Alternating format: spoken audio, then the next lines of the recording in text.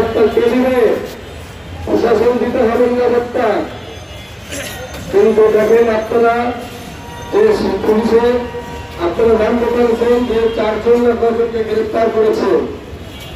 আসলে কি 4 জন সঠিক সদস্য তারা অপরাধী? আমার তো মনে হয় না। আমার মনে হয় ওটা 7 মানুষের ঘটনা। 7 মানুষের ঘটনার ফুটেজ আপনারা দেখেছেন। অনেক ইউটিউবার বা অনেক ফেসবুক সাংবাদিক যারা আছেন তারা এক করে করে গাড়ি দিচ্ছেন প্রতিমার ছবি আর ওই ভিডিও এক করে ছাড়ছেন, কিন্তু তা না। এই চৌরাস্তা মসজিদ মার্কেটের ঘটনা আলাদা, 7 মানুষের ঘটনা আলাদা। দেশের পরিস্থিতি স্বস্তি আনার জন্য, শীতল আনার জন্য তারা এই ফুটেজ দিয়া ওইটার জন্য কাজ করছে। সাংবাদিক তুলিমের ব্যাপারে কাজ করছে না।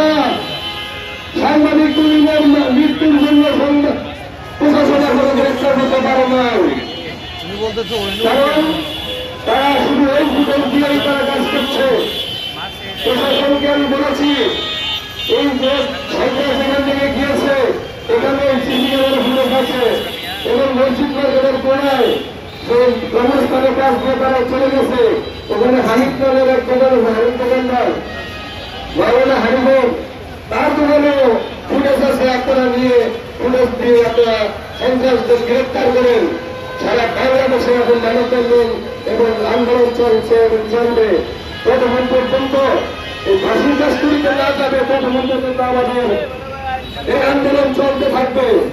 প্রশাসনকে বলে দিচ্ছি, আমরা কিছুক্ষণের মধ্যে ময়মনসিংহ রোড আমরা অবরোধ করে বসে থাকবো। ততক্ষণ পর্যন্ত বিচার না হবে, সারা বাংলাদেশের রাস্তাঘাট বন্ধ হয়ে যাবে।